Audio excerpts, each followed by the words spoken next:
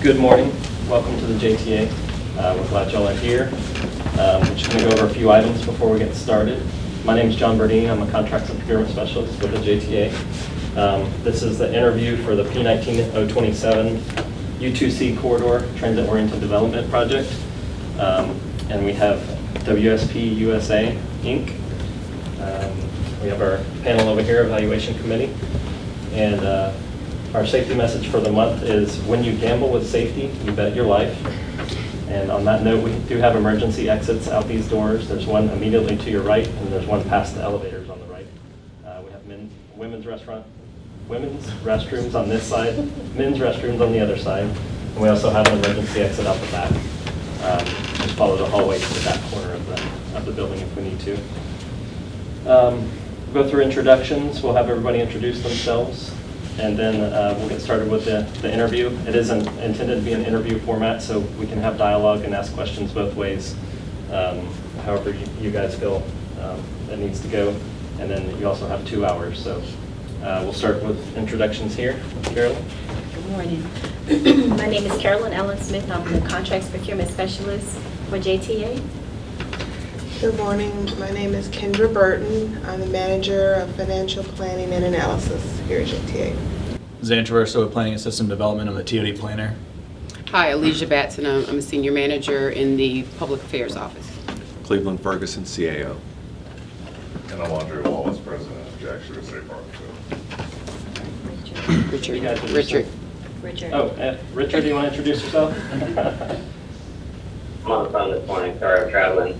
I am the Capital Resource Officer for JTA. Perfect, thank you. And you guys would go real through your names, and then we'll get started. Hey, I'm Laura Mintz with WSP USA. John Lochran, also with WSP USA. Sahar Shirazi, also WSP USA. Miranda John, WSP USA. Josh Turner, WSP USA. I'm Thomas Jansen with HR&A Advisors. Great. So the time is 9:08, and we'll go ahead and get started. We've got 2 hours. Great. All right, so I guess we just need to get comfortable and buckle in a little bit. I'm Laura Mintz. I will be the project manager for this, leading this team of community designers and planners. My background, a little bit of my background is previous to joining WSP, I worked for Lynx, and I was in the implementation of their BRT expansion program and worked with Creative Village developers in the city of Orlando. I provided the transit component of the Creative Village, which has been a very successful reuse and redevelopment of their former Amway Arena in downtown Orlando, in their west side of town. So, I bring to, and beyond, prior to WSP, I was also working redevelopment and managed a lot of redevelopment plans and those implementation. So why me and why WSP? We have worked with JTA in the past as a Lynx capital project planner. I did a lot of peer review with JTA on the implementation of your BRT system on the First Coast Wire, as well as there was a lot of training back and forth. So I have a little special connection and personal relationship with a lot of the JTA staff. And I also have been managing JTA task orders for the U2C program. I was on the systems planning or as a sub-consultant, and I lead several key team members that help us with automated vehicle requirements and system requirements and system planning for that system, for the vehicle as well as the backup housing protection system. And several of my colleagues from Lynx now work at JTA, including Darnell and some others. So with that, how would I, as the project manager and team, work with the data? And so this is some of the TOD work that we have done as a team. I've worked with the folks here. This is a potential TOD site. We did a due diligence for Lynx to look at a property that they are interested in and how they could develop it as part of a shared workspace, as far as ground lease potential and value capture for them. And it's basically, this is this is by right. So this is what the development rights are today that they could have built on this property. So I'm very familiar with that kind of stuff, and I've worked on the ETC program. The other thing that our team brings to the JTA project, the ETC program, is TOD pilot, is that we bring an unbiased look and a separate set of pair of eyes, instead of eyes, to look at the Jacksonville JTA TOD pilot. And so my team, you see that they've already introduced themselves. Josh is my deputy project manager. He will be my right-hand man. He will be representing our technical leads and leading those tasks in terms of TOD. He is an architect by trade, and he has worked with developers in the past.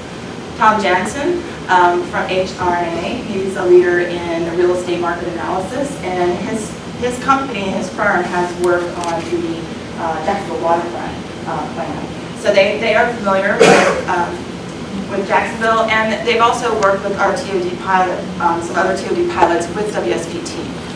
Miranda Zhang, she brings to us our innovation. She's our innovative lead, task lead. She's worked on the Sidewalk Toronto project, which was also with Google, and did an AV pilot, but she was responsible for the TOD implementation around the AV pilot. And Sahar comes to us. She's been a policy leader in the emerging technologies in vehicle and mobility as a service program. And John Loughlin leads our TOD urban design practice for the country, for WSP. We are a global firm. We have 45,000 employees. We do a lot of crazy stuff. And we are very excited to bring that craziness and innovation to Jacksonville. So our other key staff, we also have Rod Myrick from AE Engineers.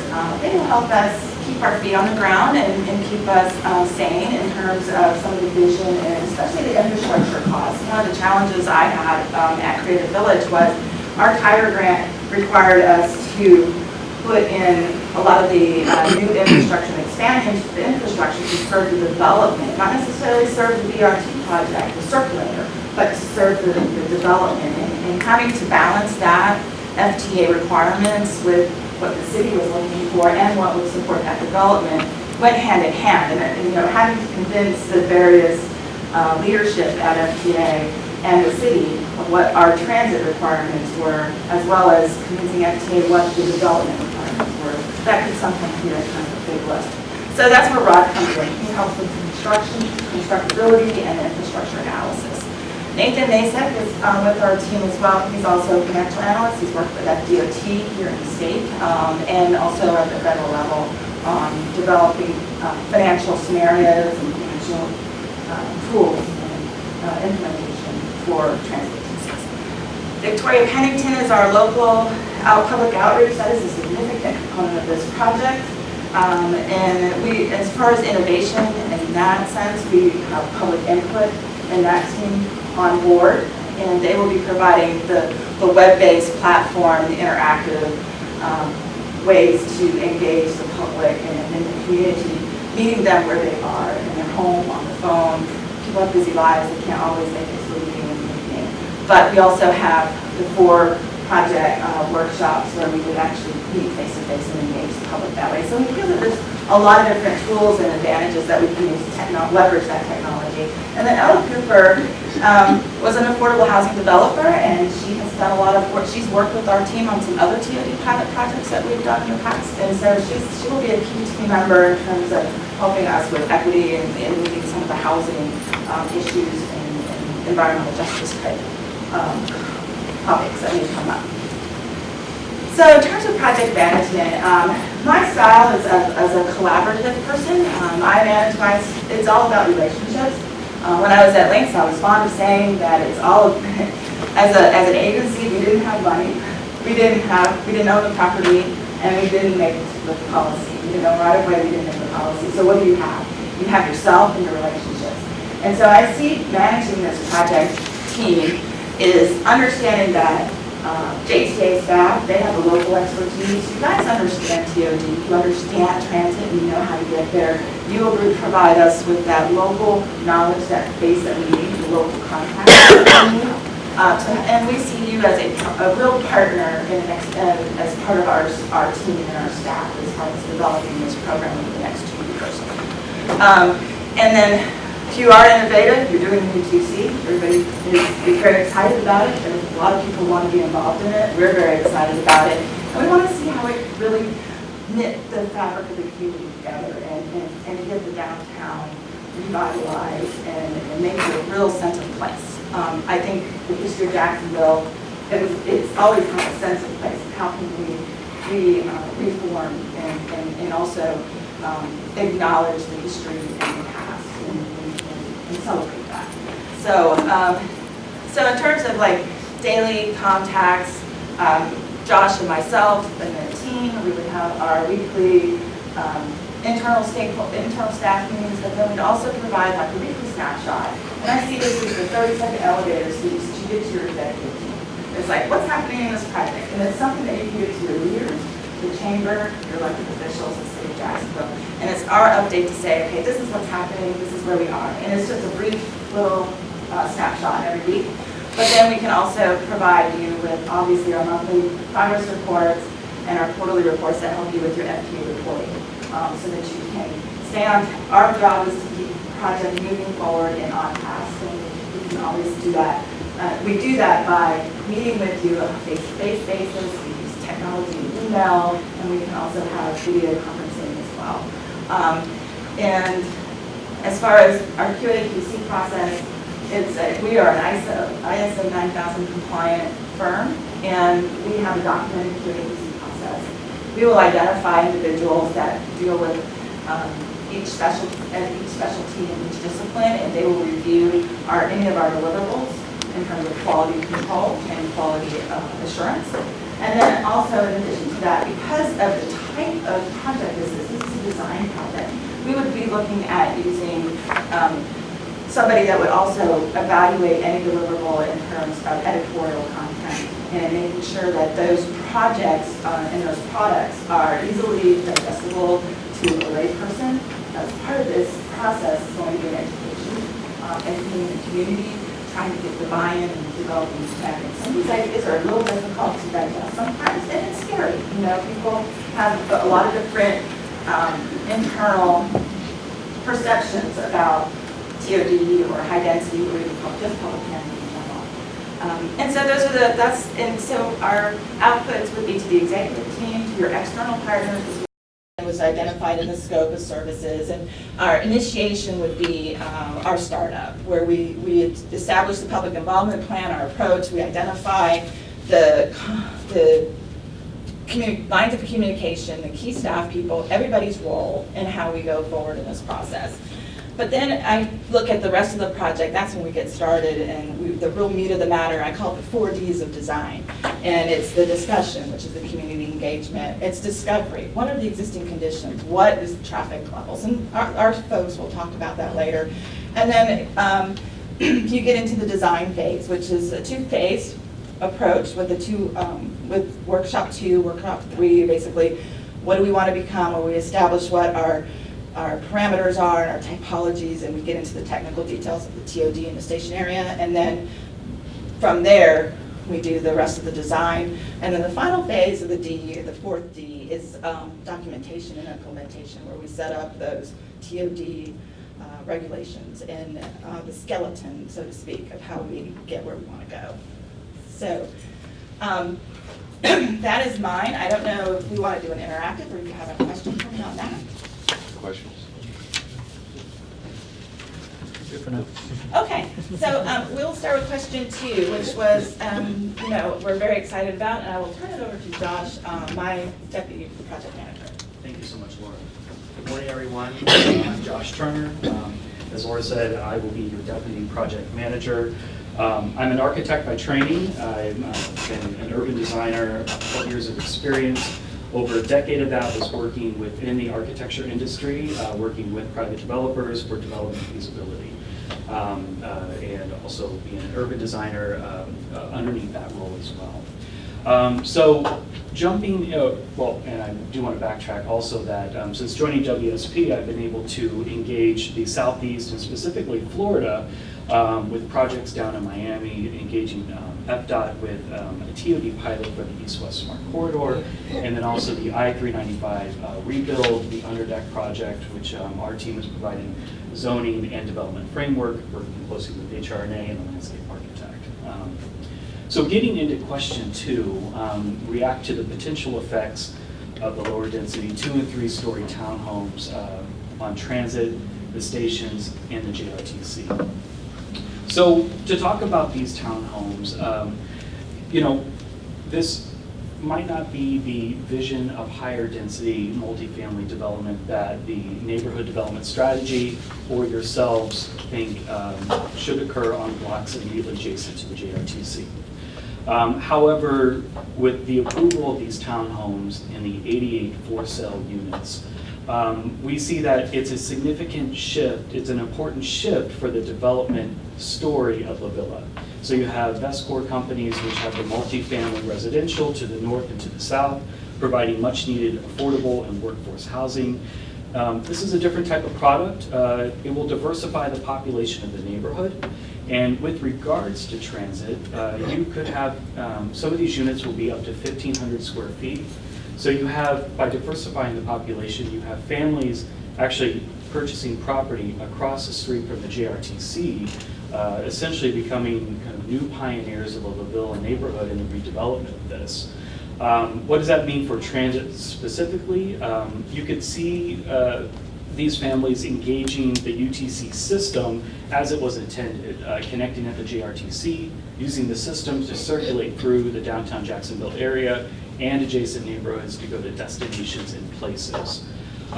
With regards to stations, these townhomes coming in adjacent to your very forward-thinking investment in transit, the JRTC hub, it kind of signals for the rest of the downtown region what is possible or what is TOD as it relates to the UTC system. So a lot of times people think of TOD as, perhaps large multi-use towers or multifamily mixed uses with activated ground levels, but can also take the form of, these townhomes are still quite urban. They frame the street, they provide connectivity and future connectivity for these blocks. So in areas, let's say like Springfield, where an infill strategic approach to TOD might be the right thing to do, we can point to these townhomes and say, this is an example of one approach to TOD that could happen around the system. So going back to the La Villa neighborhood development strategy, one of the alternatives did call for attached single-family homes on 2 of the 3 blocks. So this vision here is showing those 2 northern blocks as rows of townhomes. Of course, blocks closer in are depicted as and should be envisioned as multifamily mixed-use development to really leverage the investment that you're making in La Villa and the JTA system in Jacksonville. This diagram here, we wanted to take a look, just what's the bigger picture of La Villa? So these townhomes have been approved by the DIA, and it's those 3 parcels, as you know, that are City of Jacksonville owned. Then you have, of course, the JRTC and the Greyhound bus station in the adjacent JTA-owned properties. But then within a quarter-mile radius, you have so much opportunity under the ownership of the public that could really add or really create the vision that you have and that's been set forth for the La Villa neighborhood. And when we think about TOD and transit, we think about the half-mile radius. All of this is within the quarter-mile radius. And we're really excited about the opportunity that is there and the type of vision that can be set forth in a station area plan like we would create for this TOD pilot program to really incentivize and put in the mechanisms to make sure that some of these future blocks, some of this future development is that higher density mixed-use development. But we think that with the townhomes coming online, that things can coexist. There could be a true neighborhood feel. And again, you have actually people purchasing property across the street from the JRTC. And I think that's pretty incredible. With that, I will transition to Miranda and Sahar. They'll talk with you about parking needs and requirements throughout the system.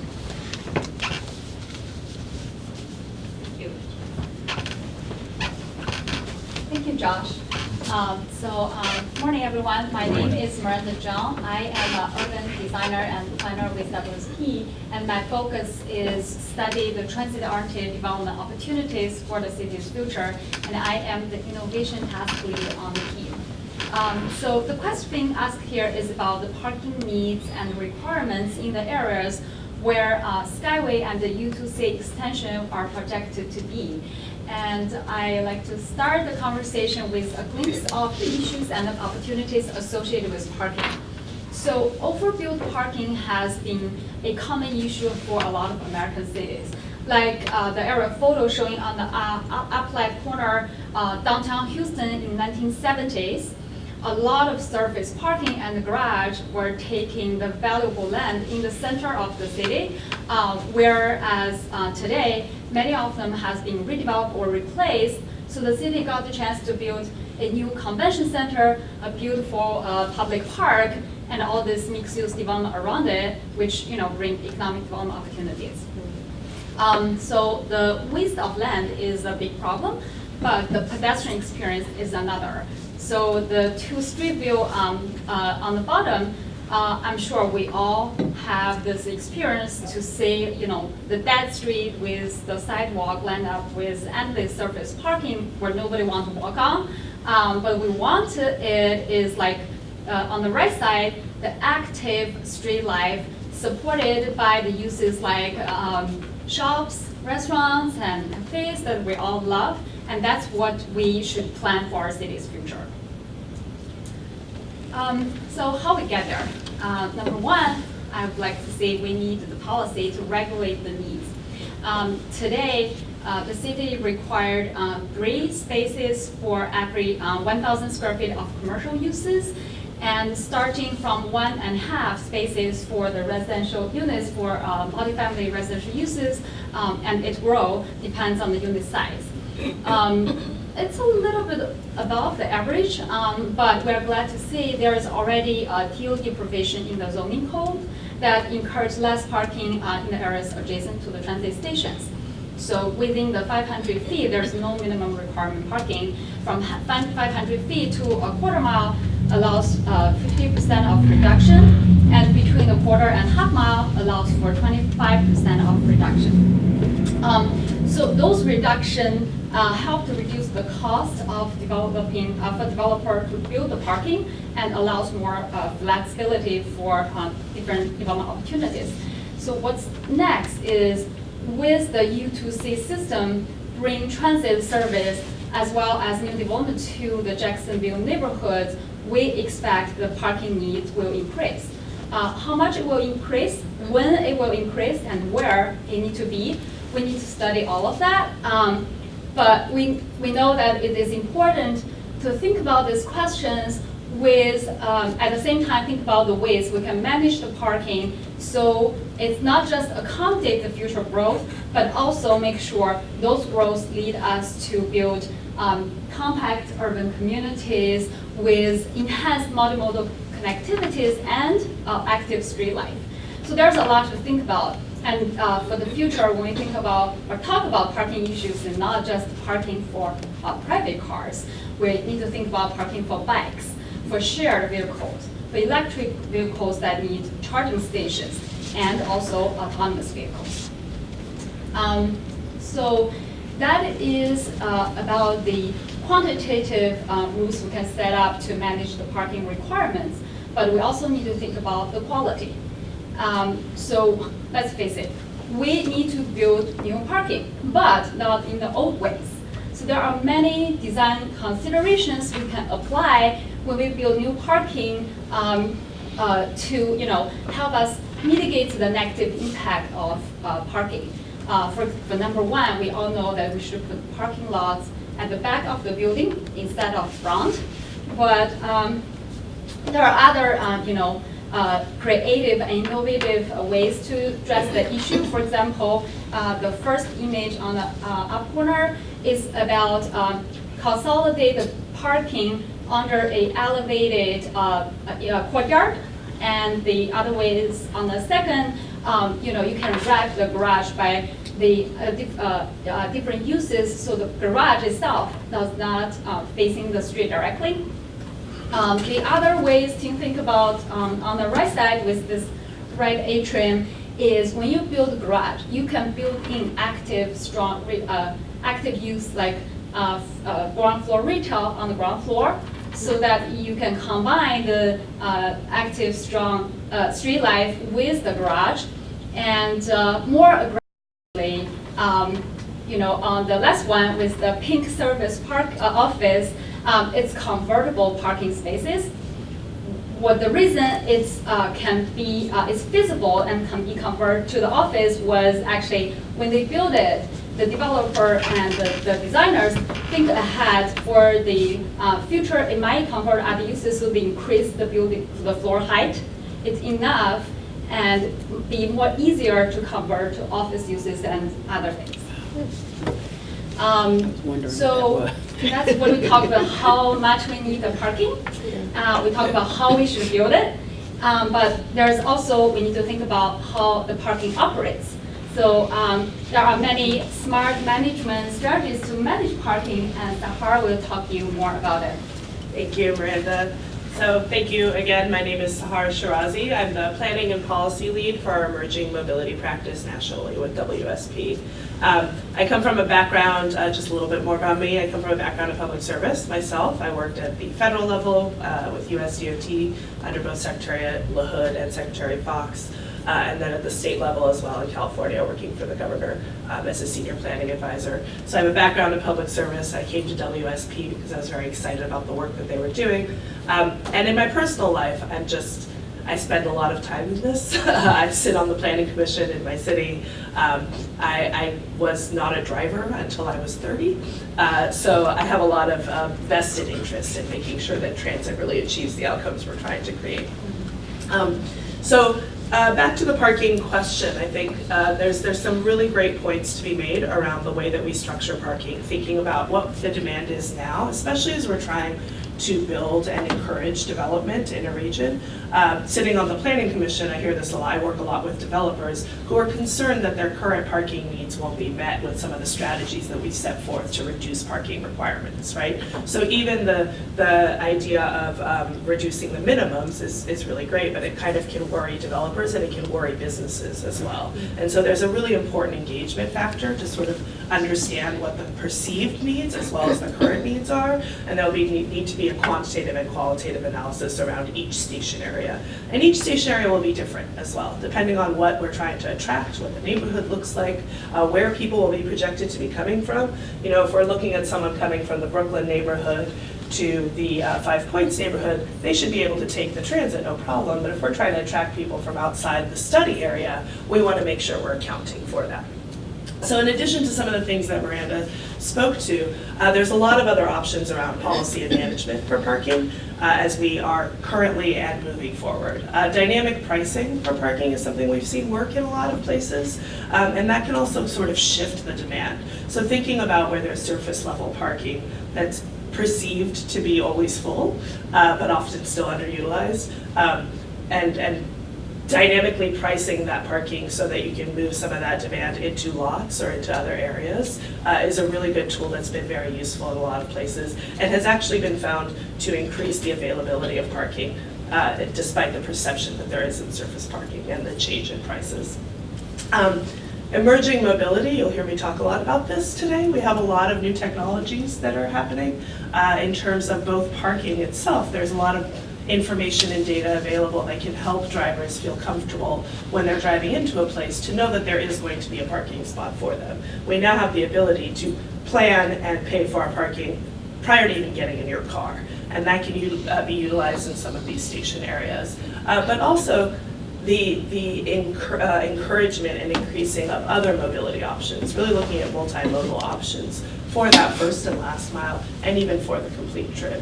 So there's going to be a shift that's already sort of happening from a demand for parking to a demand for curb space. We're seeing this in a lot of regions, especially as they grow and people shift slightly to shared modes, things like transportation network companies, Uber and Lyft, things like bike share programs or scooters, which are plopping down in cities everywhere.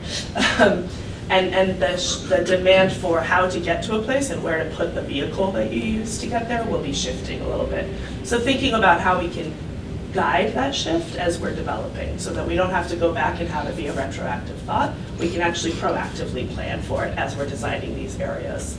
And then eventually, thinking about, our parking requirements now include change in minimums, which is really great. But in 5 years or 10 years, as demand shifts, as technology changes, will we need to look at that again and put in things like unbundling parking from development requirements, or even including maximums, as we're starting to see in some cities that are building up.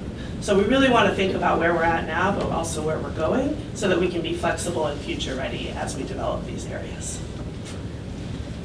For the next, we will bring Thomas from HRA Advisors to talk about the business impacts. Thank you so much. So I know Laura gave a brief introduction, but my name is Thomas Jansen. My firm, HRA Advisors, is really focused on stimulating the economic vibrancy of America's downtowns. As was mentioned before, we've been working with the DIA on the Jacksonville Riverfront Plan. But really the work that we do looks to bring together the public and the private sectors to expand economic opportunity, and that's of course not just for businesses, but also for people. And the work that we're doing is particularly focused on making sure that economic opportunity is distributed equitably and benefits not only new residents and new businesses in an area, but also existing residents and existing businesses. So was really excited to see this question here. And really the first thing that we think will be the biggest and most important business impact of the U2C system is stimulating investment in downtown Jacksonville. This chart here shows the amount of residential development that's happened in downtown Jacksonville and in some other Florida metropolitan areas. And what you can see is that Jacksonville has lagged since the recession as compared to peers like Tampa and Orlando in terms of the scale of development. So I think that there was about 10,000 residents in downtown Jacksonville now, which is a great number. But really, downtown Jacksonville is a daytime destination. That's due in part to the really robust number of jobs that are present downtown. But that doesn't necessarily support this kind of like 18-hour environment that will also support ridership of the UTC system. And so that's really the biggest opportunity, I think. And the JTA has the opportunity through this plan to sort of set a vision for the future of downtown Jacksonville. What we've seen over the past decade or two, 3 in some cases like San Diego, is that a number of American cities like San Diego, Denver, Minneapolis have seen a lot of investment in their downtowns and have transformed them into areas that you can sort of live and you can work and you can play. And transit's been a big part of that, but there's also a lot more that can be sort of packaged along, which is to say the growth of a really robust base of amenities and public realm where people want to live. So to develop and implement this plan, I think that we recognize that the JTA can't do it alone, that you need to engage your partners at the City of Jacksonville, the DIA and others who have the sort of the land use policy and incentives. But it's also really important to engage the development community so that we're not just designing a plan that we think is good for businesses, that we're understanding their needs and their desires and incorporating those into the plan. So part of that is not only providing high quality transit, that's a benefit to renters and to employees who might be moving into downtown, and that of course is in exchange a benefit for developers and for landlords. And so part of that is transit, but a lot of it is also how the system is designed and what the station areas look like. This is a really great example of a well-designed or well-redesigned BRT station in Pittsburgh, which is grade separated, not unlike the Skyways downtown. And the public realm and the connectivity of the station was a real focus in redesigning this place.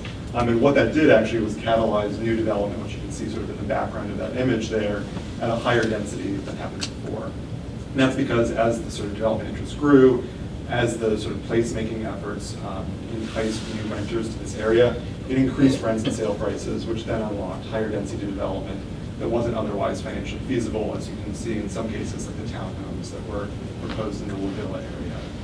So that density is sort of a very important first step.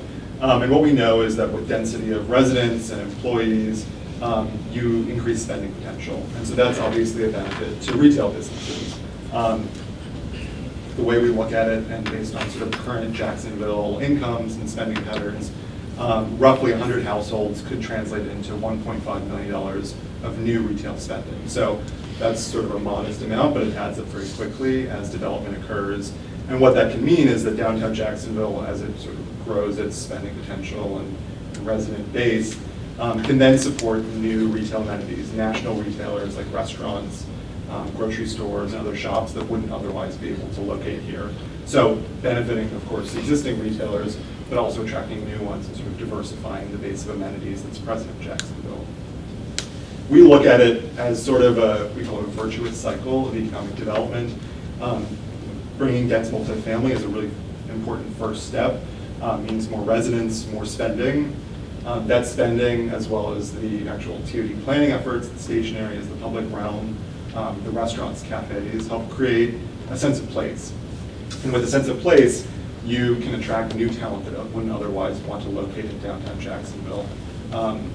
We're economists. We look at regional and national economies as well as local ones. And I think everybody knows unemployment is really, really low. It's a really competitive employment market, and access to talent is a huge benefit for businesses when they're looking for where they want to locate.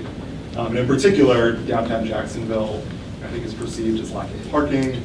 There's other places with more amenities and sort of more suburban areas that can also be less expensive. So creating that sort of amenity base that attracts talent can be a benefit for financial services and other professional services firms, as well as for office developers who might want to invest in downtown Jacksonville.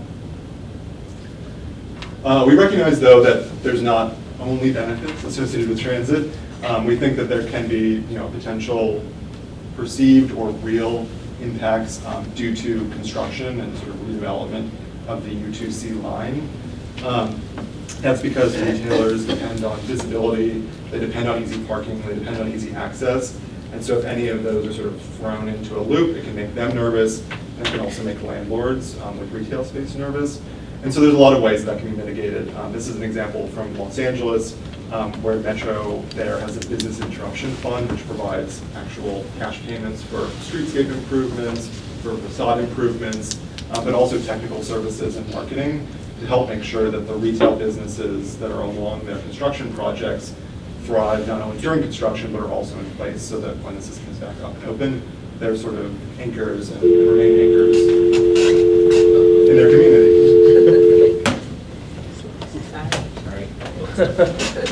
So that's a little bit of a risk, but a benefit of this planning effort, but also, of course, the transit system, can also be wealth building, and there are ways I think that we can incorporate planning efforts and other strategies to minimize displacement of existing businesses and existing residents. This is an image of the West Side Future Fund's website, which is a project that we've been working on for a couple of years now on the west side of Atlanta, which some of you may know has been seeing tremendous amounts of growth. And this work has been focused both through policy interventions as well as sort of technical services and affordable housing initiatives to make sure that as the west side grows, existing residents can remain there, existing businesses can remain there. There's wealth building opportunities to make sure that business owners and residents can own their own property to sort of benefit from economic change, and to make sure that this is an inclusive and diverse community remains so in the future. How is that future fund funded? There's a number of different funding sources, and I don't have sort of the specifics of it right now. Some of it, though, is actual cash payments, both from municipalities as well as from nonprofit organizations and philanthropy. But the fund is just one part of it. There's a number of policy strategies which the fund has actually been sort of promoting, which are not directly providing cash payments or other things, but are encouraging the development of equitable and inclusive policy that catalyzes affordable housing, basically leveraging the money in the fund to try to attract other types of private investment. And so the how is a great question. We recognize that achieving all the sort of the benefits associated with TOD doesn't just happen overnight. It's probably going to be easiest with JTA's properties that you own, that you control, that you get to sort of decide how you put those out to the market. But as I mentioned before, with the city, with the DIA and others, there's other ways that you can catalyze TOD at higher densities to achieve the benefits I've noted before. And so the way that we look at it is basically, particularly for development, reducing costs and increasing revenues. And so I've mentioned a lot of these before, but in terms of revenue enhancement, marketing, access, public realm, density, sort of zoning regulations can all increase the scale of feasible development and increase revenue to developers. And then there's other opportunities to reduce costs. So some of that can be offering public land at below market rate value in exchange for community benefits like affordable housing or higher density. Parking strategies, as mentioned before, are a really important part of that. But then there's obviously also a really robust toolkit of incentives, tax reductions that the DIA already has and can make available. And those all need to be considered and sort of baked into this plan to make sure that we are being really implementation focused and making sure that we're sort of uniting your public sector policy objectives with the realities and the needs of developers. Any questions before I pass it back off to Sahar? I kind of had one. With the system, we are looking at an elevated and at-grade portions, and some of the extensions, we're still exploring that. But do you feel there's any kind of economic benefit from being at-grade versus elevated, and how that development will form kind of around those elevated stations or at-grade stations? Sure. So I think that there probably is a benefit to having at-grade stations. Part of that is just because of what you're looking at, which involves sort of streetscape improvements. You can create benefits that are sort of closer and more tangible, particularly for retailers, who can sort of benefit from that public space. Access is also sort of obviously an issue, and there's design considerations around safety and security that need to be taken into account, whether it's at grade or elevated. That said, good transit is good transit, and that's really the most important part. So I don't think that there's necessarily sort of a crystal line between whether this works or whether this doesn't work for businesses, but it's something that should be considered. Well, I think it's like at the core of this TOD pilot, because everyone's perception of a premium transit service are the brick and mortar stations, which you certainly have. And so part of the challenge and really kind of the opportunity here is to evolve the perception of the transit service, and then also, for us, we feel like it's really the brand. So what does it mean for these AV vehicles to touch down and become a shuttle service on existing streets? And we want to create the same type of perception and excitement around those at-grade stations, which really will have a lighter infrastructure. But we think that's part of the evolution of the TOD conversation, which we've been doing with BRT in some of our previous projects.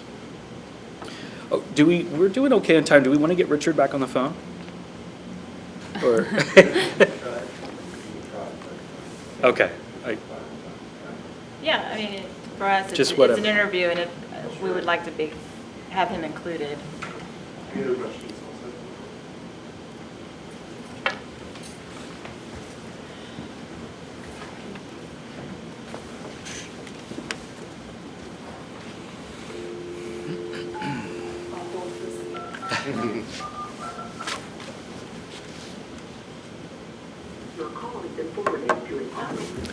Okay, we tried. So you asked us to talk a bit about the traffic impacts, both positive and negative, on the growth and planning around the U2C stations. And so I want to take a step back before we answer this question and really think about what we mean by traffic and congestion. As mentioned before, I think one of the things that we really want to see happening in the region is more of a thriving economic activity, more people, right? And so congestion, even though everyone hates congestion, everyone hates I've never met anyone who says, I love sitting in my car in traffic, but it does bring people in and out of regions. And so we really want to sort of reframe and think about what the positive and the negative impacts of the people coming in are, and then how we can sort of mitigate both the current traffic situation as well as the projected growth in the region that we're trying to achieve, and reduce that amount of traffic around that. So again, congestion is not necessarily a negative. I have up here the example of University Avenue in Palo Alto, which is one of the highest performing economic commercial corridors in the country and has an LOS rating of D-. So it's very highly congested. But because of the design and the way that the streets have been activated and the multimodal planning that allows people in and out, not just cars, there's a lot of economic activity and it's a strong economic engine. But again, no one likes sitting in their car in traffic, and we really want to be thoughtful and understanding of that, not just in terms of the effects it actually has, but also in terms of the perception and the public opinion that we will have to deal with as we move through this project. So one of the ways to do this is really increasing that transit access, which you're already doing, giving people the opportunity to get out of their cars, because we can talk about all the things we want all day, but if there isn't access to another option, people have to drive. But even that will not do the job on its own, because people love their cars. People will make often the most easy, convenient, and comfortable choice for themselves. And as people are trained to use their cars, they will continue to use their cars. We also really want to be conscious of the fact that not everyone has the choice not to use their car. Even if there is transit access, they may live in an area where they have to drive in even to access that transit. They may be elderly or have mobility impairments. They may have large families that they need to move around. There may be economic constraints or cultural constraints on access to that transit system.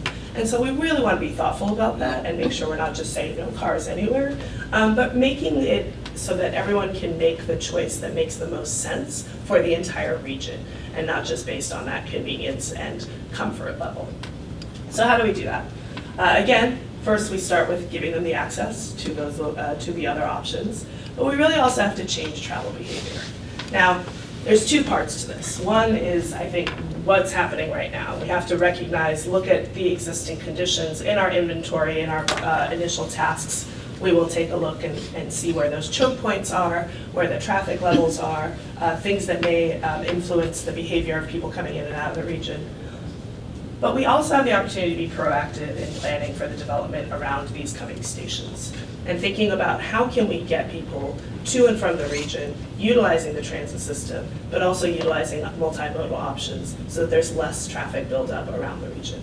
There's a lot of TDM strategies, travel demand management strategies, that have been working in regions around the country. Again, they would have to be studied for each station based on the needs and the demographics of the community that's traveling in and out. Things like dynamic pricing for the right-of-way, so both curb management strategies in terms of dropping off and picking up, but also things like lane management, pricing the actual right-of-way itself, which we're seeing happening more and more around the country as of recently. Co-locating services, if there's incentives or ways to get developers to actually put the needs of the people into the living situations or into the office buildings so that you don't have to get in your car and travel to get groceries or to put your children in daycare. That's a huge win around reducing the number of trips itself. And there's a number of strategies beyond these as well. And then again, I will come back to emerging mobility. I think that one of the things we really need to think about in terms of traffic as well is the safety issues around traffic. Duval County had over 100 fatalities and almost 14,000 injuries related to traffic incidents last year. We really want to minimize that. We really have to think about multimodality as more than just the ways that people travel, but really their safety and their health as they're traveling. And so how can we design better for that? How can we make those interactions between modes better as we're designing these stations and the station areas? And then how can we give people the options so that they don't have to get into these vehicles in the first place and put themselves at risk in areas where that's still an issue? So again, go back to some of these first and last mile solutions.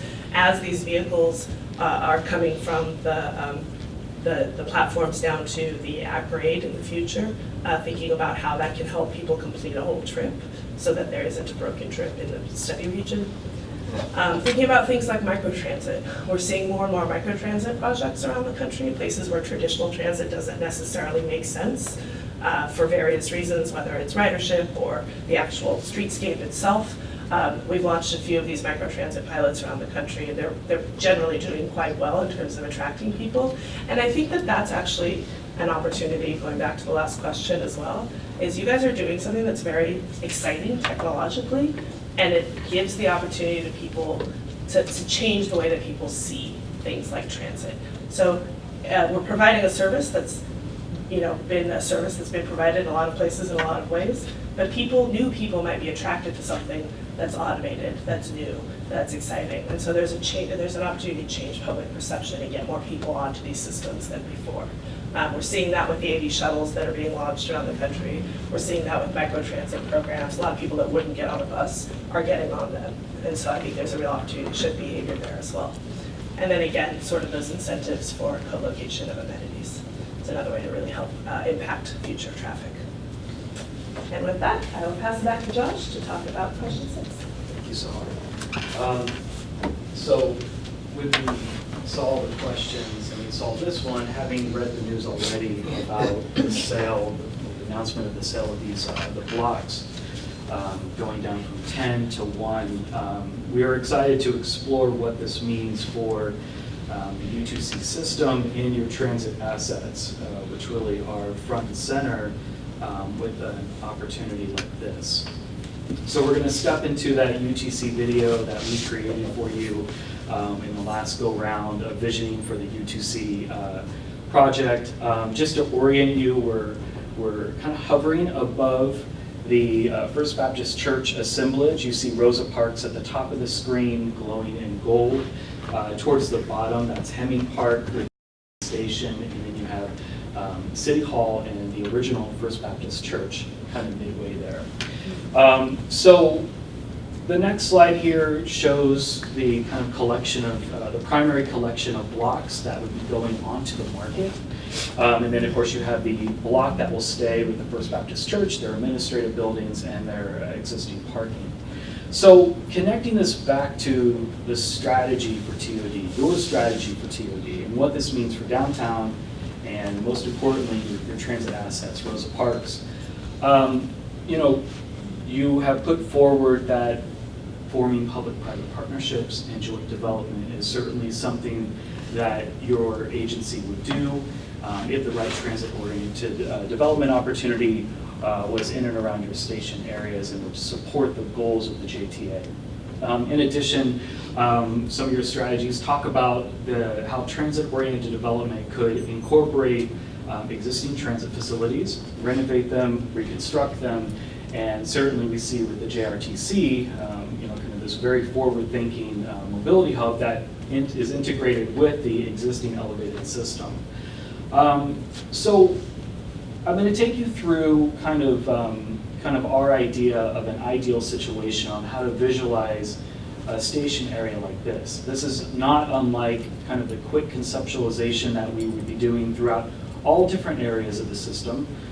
This being a downtown area and having kind of a large assemblage of available property, the vision is going to be very, I wouldn't say aggressive, but very aspirational. Certainly a long-term vision. But I guess going back to what this means for downtown is that with these parcels coming online, it's kind of an intensity or a consolidation of potential TOD in one place. And this could take the form, take a lot of different forms. One would be for the parcels to be purchased by individual developers and for them to be developed as based on their needs and as the market is demanding. And part of this pilot program is getting out in front of opportunities like this and putting forth a vision that is directly aligned with your goals and your principles. So especially with the adjacencies that these parcels have with your transit facilities, it is so important for you to have a say or at least a vision of what should happen. So about that vision, we're going to show you, you know, kind of an ideal kind of what is the vision for the station area for these parcels. You know, we start with a framework, some of the main streets that are providing the foundation for this new neighborhood in northern downtown would be Laura Street, Main Street, of course Hogan Street, going right down the middle there, Beaver and Union Streets. The next slide is kind of our vision of what this neighborhood could be. Truly a new transit-oriented place, and maybe a little bit larger of scale than what we're seeing in the shipyards and a crossover at the South Bank, but certainly with leveraging the existing transit network and the expanded system, something given the right conditions wouldn't be too unrealistic. So I'm going to take you through some of the programmatic ideas that we have for this TOD neighborhood. So to the west, we have a multifamily neighborhood. So this would be, 5 to 8 stories of residential. The ground floor would be activated with neighborhood services. In the central part here, we have a higher intensity, higher caliber, mixed use development. You can imagine hotels, higher density residential. Of course, all of this is being anchored by the Rosa Parks Station and the access to transit. You could also imagine destination retail and entertainment that are part of these blocks. And again, it's about creating this new place that would be a collection of places throughout the U2C system. So really going back to the idea of this being a circulator and getting people around through the downtown and surrounding neighborhoods. To the east and integrated with, and again, this could be kind of anywhere throughout this neighborhood, but the idea of putting forward a tech or an office hub, these would be mixed-use office towers. They're modest in scale, 10 to 12 stories. But then you can see on Rosa Parks, we perhaps chose that parcel as the most ambitious or visionary piece of TOD. So this would be your property. This would not be part of the First Baptist Church assemblage, but it's playing a key role and almost a centerpiece to the new neighborhood.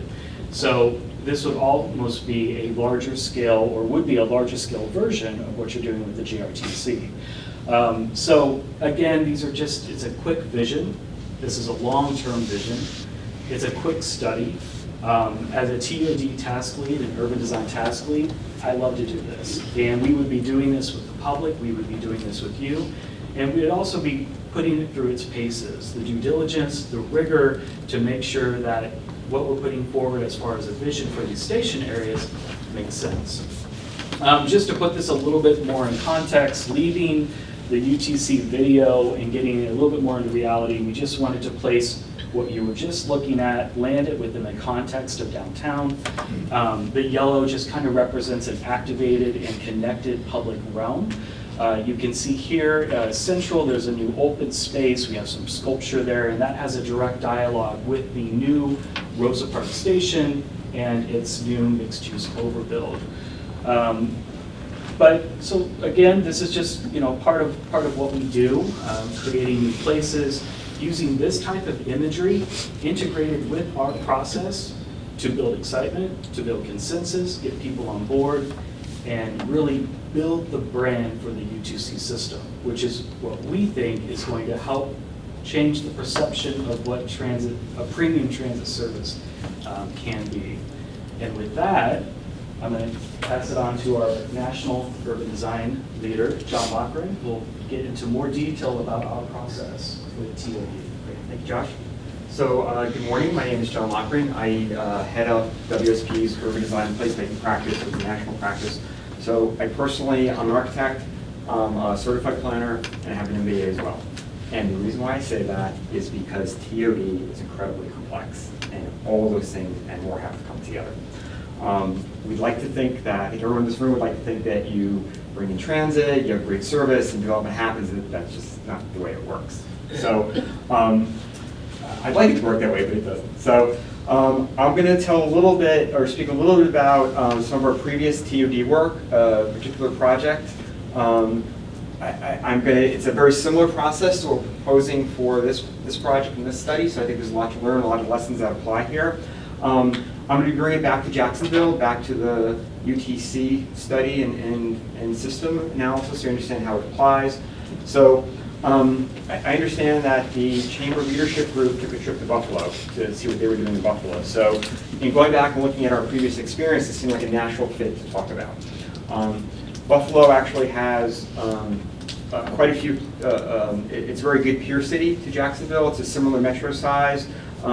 Much like this study, it is looking at how transit can really help center the center city and the region. Also a really big economic development component to the Buffalo project.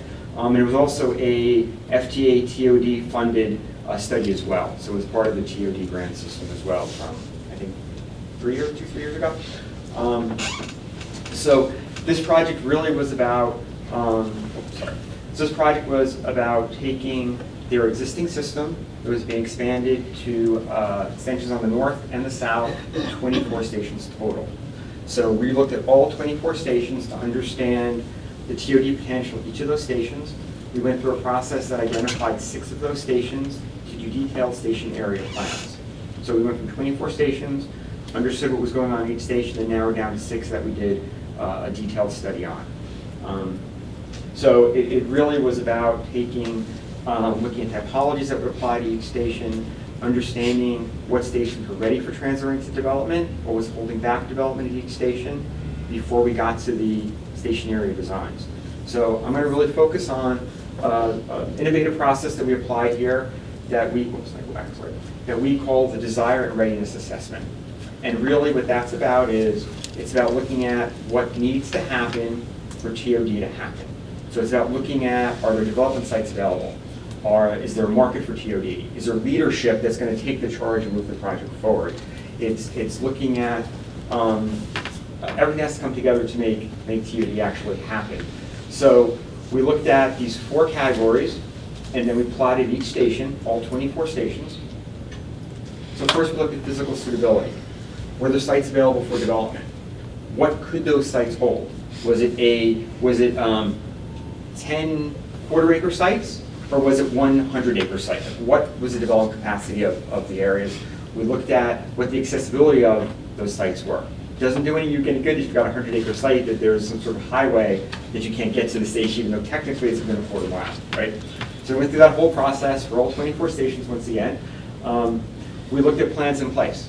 And this really is the zoning support TOD.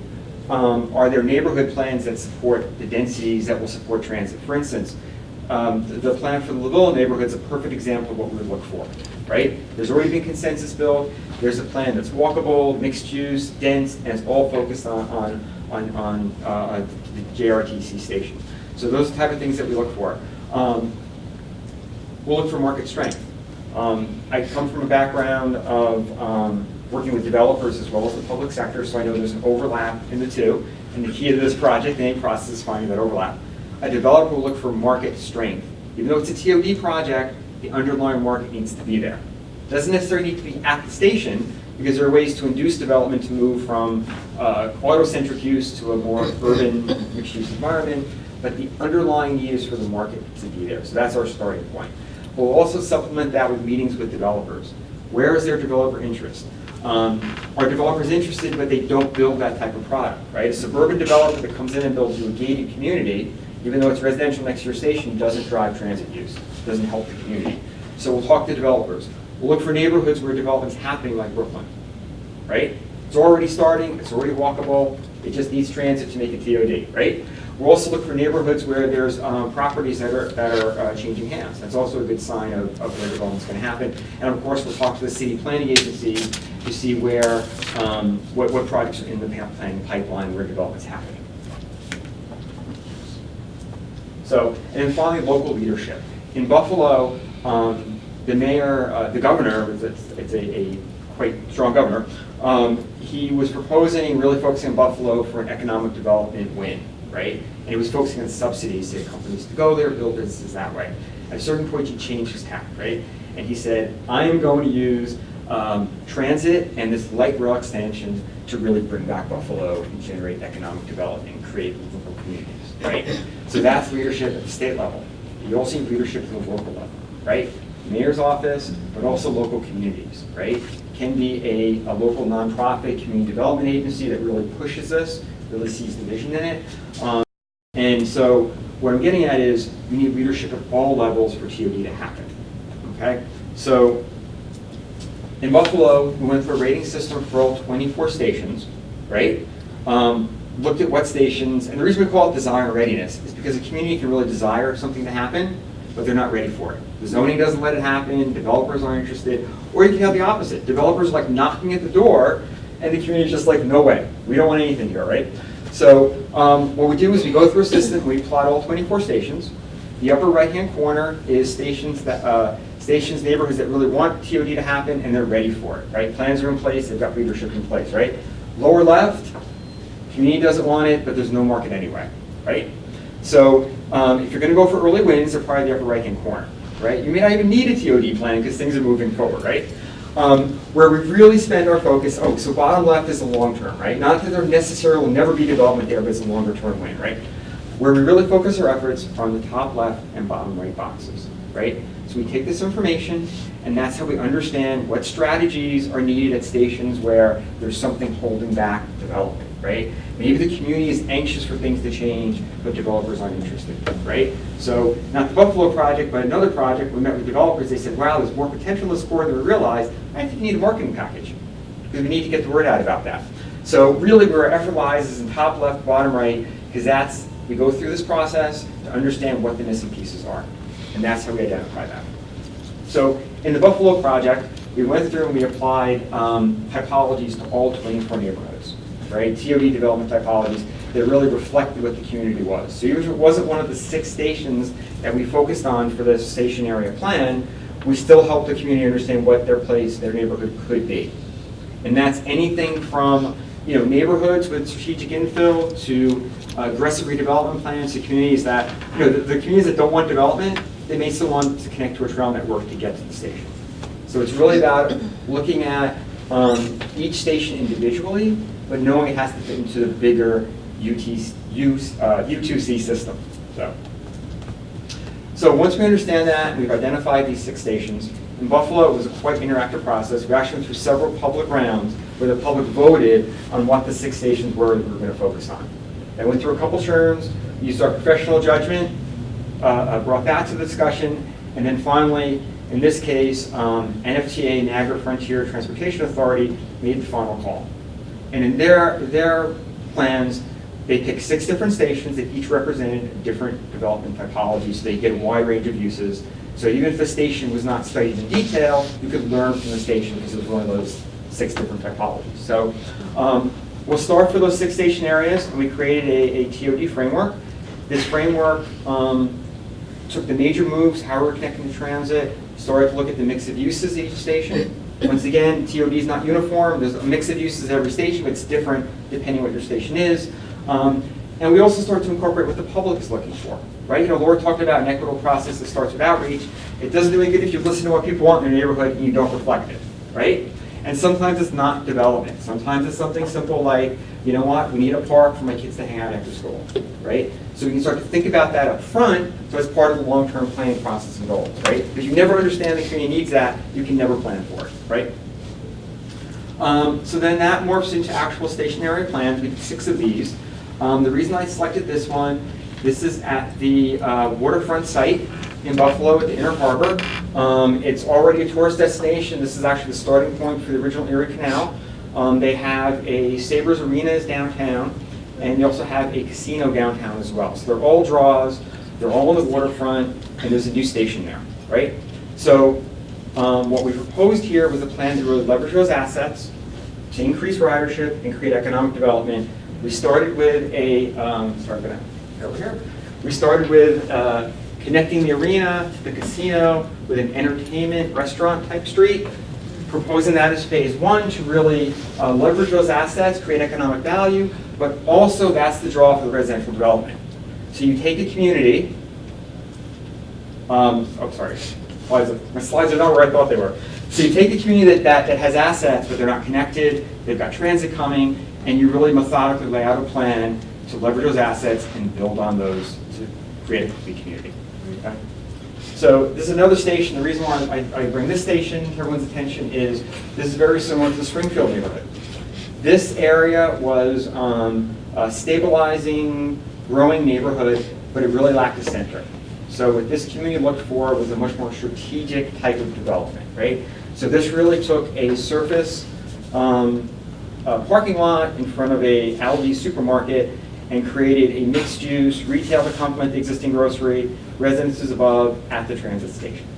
So this is really about creating focus for the neighborhood. Once again, the importance is the way we approach Buffalo, the way we'll approach this project is every station is unique. You play upon the assets of each station, but you think about the entire system, right? So everything feeds into it, right? I always say, you don't build transit to get from one place to another. You build communities that you want to get to, right? So we're going to be looking at how we communicate ideas. Earlier in the presentation, the market piece had some infographics, right? And those were used to give to elected officials so they could very easily go out to their constituents and say, hey, look, this is how that complicated report is summarized. Early on, they're more diagrammatic. We want to make sure that basic ideas are communicated. We get consensus before we create more detailed renderings. We understand that part of this is technically needs to work, needs to meet market demand, but it's about building consensus and creating a plan that moves forward. So it's about really creating a vision that people buy into and support. So this is the before. You can see the stadium on the left, the casino is just outside the photo on the right, and then this shows that infill piece that connects it. So once again, it's about transit, it's about assets, it's about connecting it, it's about creating, leveraging transit for community and economic development. So we're going to be very implementation focused. In Buffalo, we identified high-level funding sources that could help TOD at all stations, and then did a dive into every station and laid out what infrastructure investments were needed to spur development, what any specific funding just to that station, and then also recommended new policy or zoning regulations. So in this case, these suburban communities, Buffalo had just redone their zoning recently, like 5 years ago. I think it was less than that. The suburban jurisdictions, where they're getting new rail service, their zoning did not support TOD. So actually, funded by another TOD pilot grant, it was just issued in RFP a few months ago, these 2 suburban communities are actually now redoing their zoning to support TOD. So some of the lessons learned from the U2C system are that, really, once again, we're really going to take what we learned in Buffalo, that it's all about neighborhoods, it's all about station-specific plans, but keeping your eye on the bigger picture, right? It's about how they all work together across the system. It's about other goals that transit can get you to, whether it's economic development, whether it's community, or whatever comes out of our planning process. It's about short-term wins, because once again, you want to generate excitement. We're very much aware in Buffalo that our steering committees and stakeholder groups, if we did this right, they're going to stay in place and move the project forward, right? So it's really about short-term wins to generate excitement, but keep your eye on the long-term successes. And it's about the overlap of where demand meets civic needs, right? You can't go through a public outreach project and say, nope, it's all about development, because it's not, it's about community. And then finally, it's about creating implementable vision. You don't want to create these great graphics, as much as I would love to, that don't get built and don't become reality. So in closing, I think there's a lot to learn on the Buffalo project. I think it really shows the fact that you really got to plan holistically and think about the here and now, but also plan for the long term. Because once again, TOD is not a 2, 3, 4 year process, it's a 25 or 30 year process. Okay? And in closing, I'll hand it back to Laura. And thank you. I had a question. All right, thank you, John. I had a question. So you discussed the public input portion of it, and you said, okay, we had lots of public input, and then you guys made your educated decision, and then the transit authority made their decision. How different was the public decision versus what ended up being the final? So there were actually 2 rounds of that voting process I talked about. It went from, I'm not sure the numbers, it went from like 24 stations to 16, then to the 6 stations. But the big difference was that there were, when the voting process went through, there were a couple stations that had the same typology, and the transit authority decided that we wanted to look at 6 stations, each had different typology. So that was really the difference in this group. So how did you explain it to the community that you guys may have wanted this, but we did this? Was there, like, what happened? Part of the process, once again, it's multiple meetings, and it's not just taking an idea and moving forward. It's starting every meeting explaining how you ended the last meeting, what worked and why, and what didn't and why. Okay. So it's basically understanding the process. Okay. I can chime in a little bit on the process. I also lead the Buffalo TOD task. So we actually have 3 rounds of workshops, public workshops. We also have the work group meeting, which is more like a similar scope with this one. For the 4 criteria, we talk about desire and readiness. We talk each of the different industry practice people in Buffalo.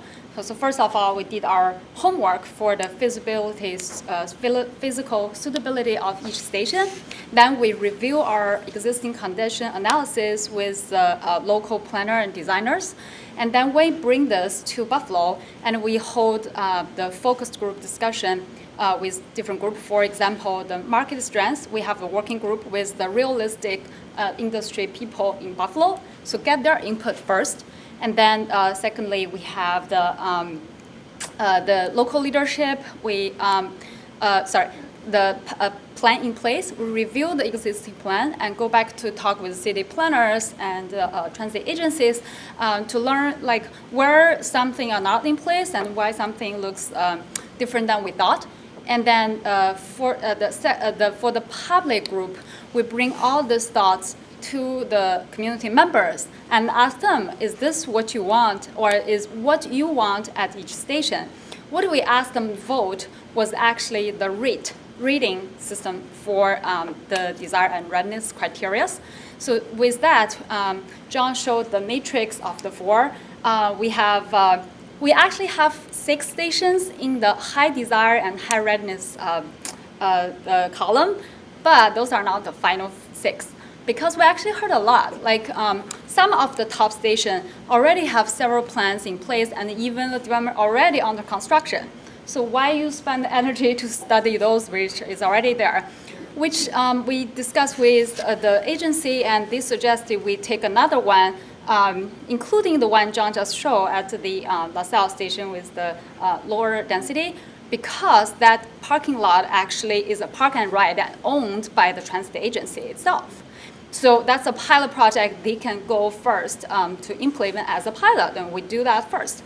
And this process was also posted online as the public output and the feedback, so that it was building a consensus. And actually, contract said we only do 5, and through all this process, we add 1 more station. So I add additional fee to do 6 stations, which we love it. I think that's a very inspirational and also effective way to do less with more. With the limited time and energy, we show the vision which can be applicable for other stations along the corridor as well.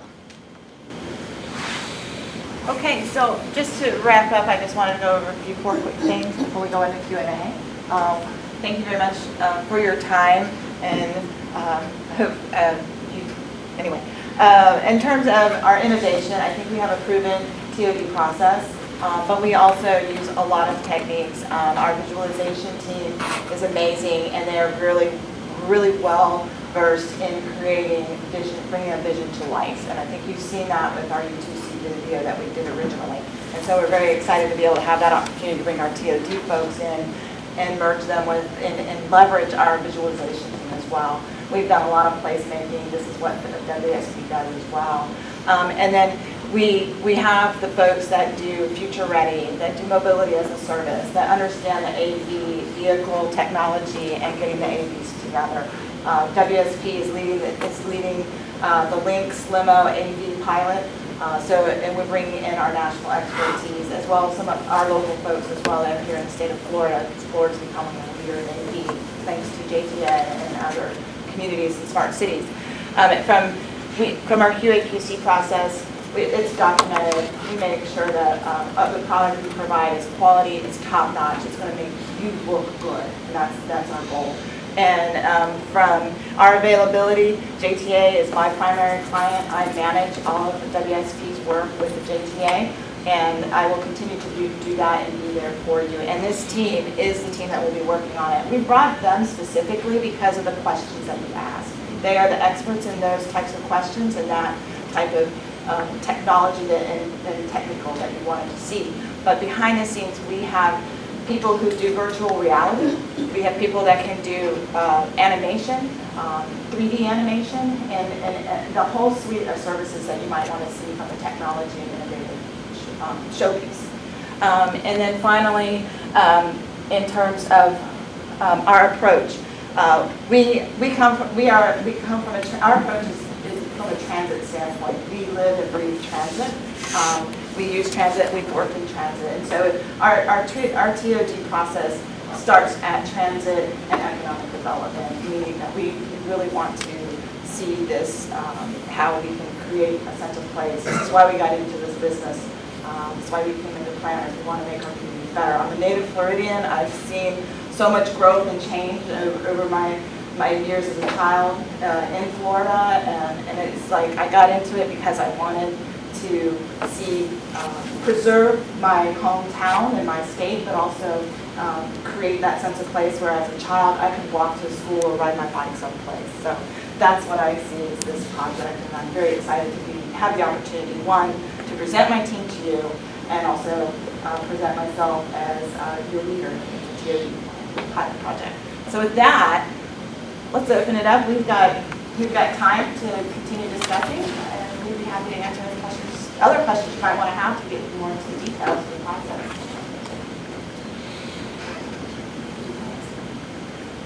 So you talked about Ella as an affordable housing developer. What projects has she done, from visioning, concept, design, financing, project management? She, in her work as a affordable developer for affordable housing, it was working in the financing and making those feasibility as far as the funding and leveraging the External resources. to you all or internal to you? She was external to us. She is now on our team. She works for WSP. She has worked with our team in the MARTA project on I-20, and her role as a planner. MARTA project, I-20 in Atlanta? Yes. Okay. It was a TOD pilot project, which several of our people here have worked on, and Ella was also a participant on that. And she's worked on other projects throughout the country, Minneapolis, California.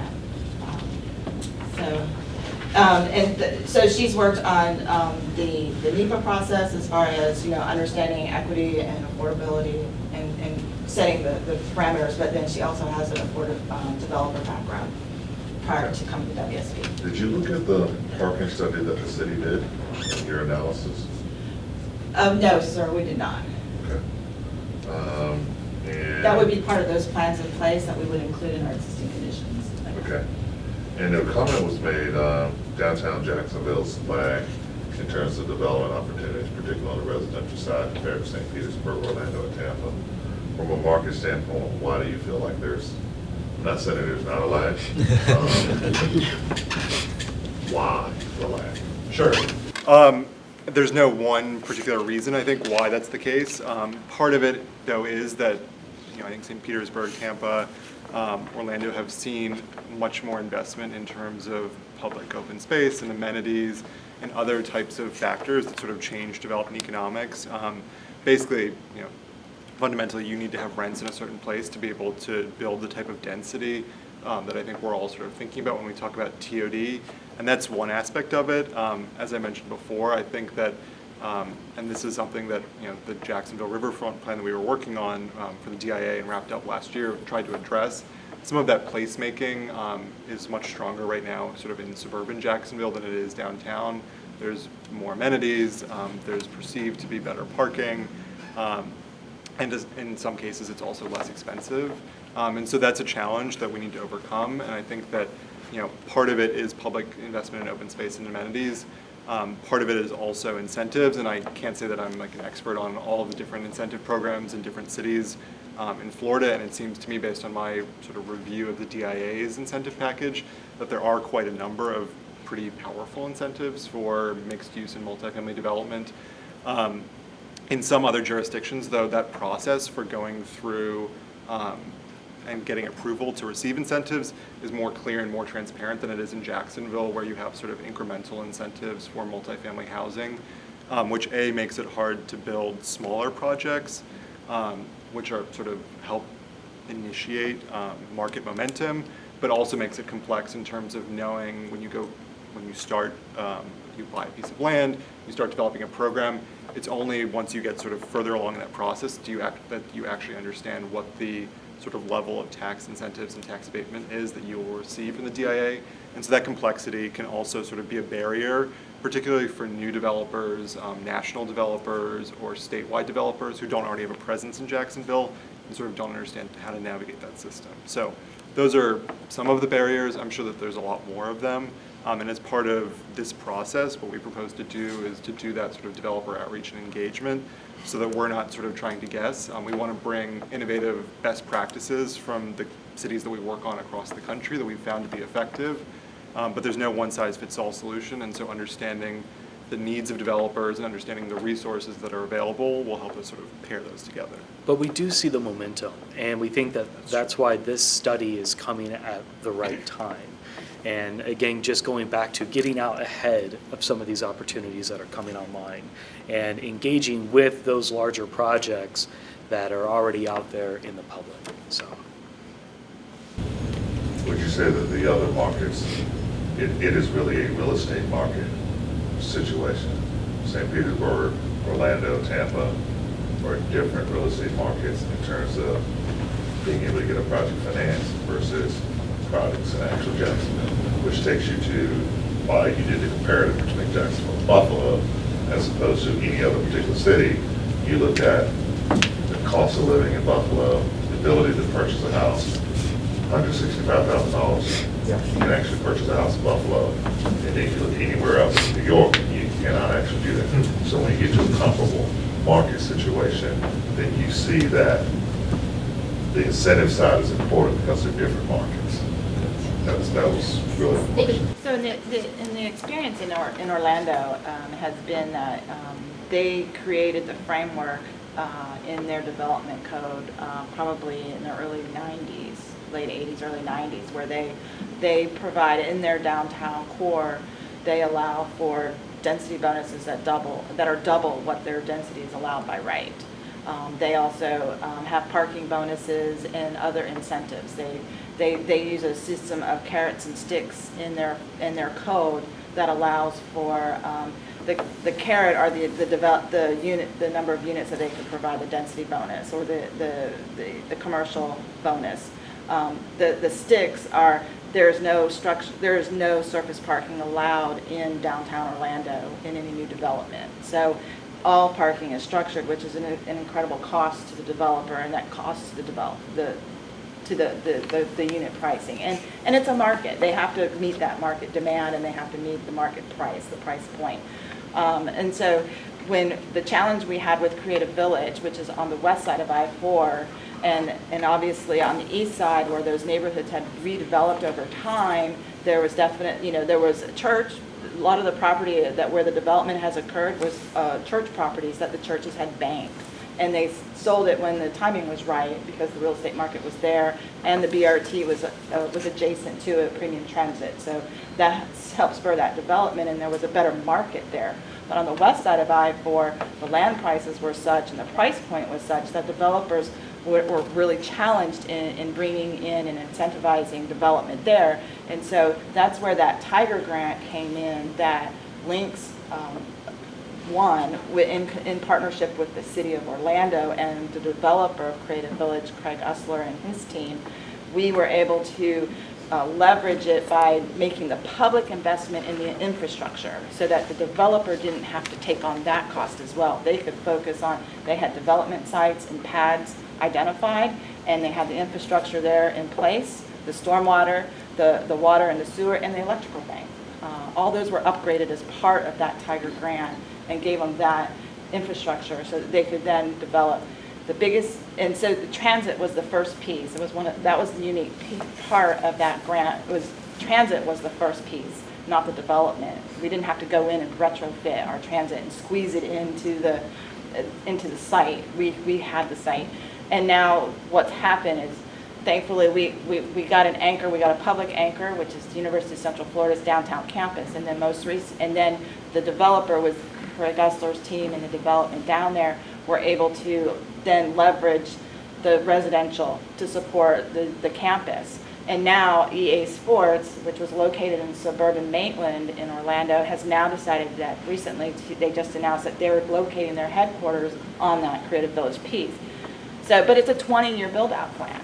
So it's getting all those pieces in the design guidelines and the TOD requirements in place, and leadership from the city that made that happen. It didn't happen overnight, and it was leveraging federal funds and city funds to get that infrastructure built to support development.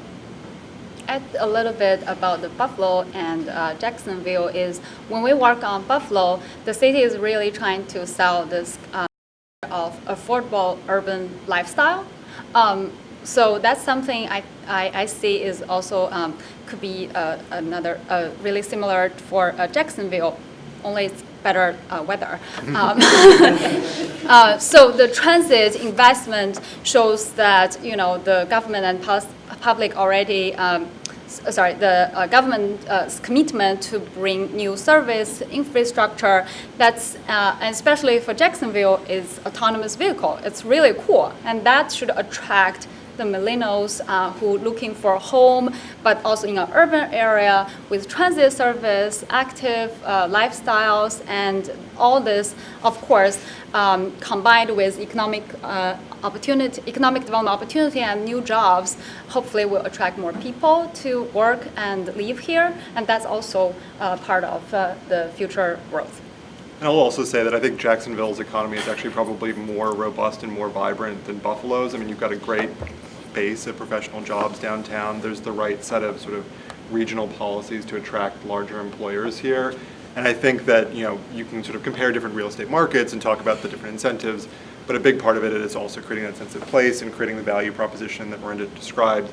And I think that, this is not sort of an insurmountable barrier. You're seeing new development in San Marco, you're seeing new development in Brooklyn.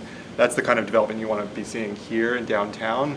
And it's sort of a combination of getting the incentives right, getting the placemaking right, getting the public infrastructure investment right to sort of make people want to be here. Because you can sort of incentivize a project all you want, but if you can't get renters to move into it, then you really don't have a project in the first place.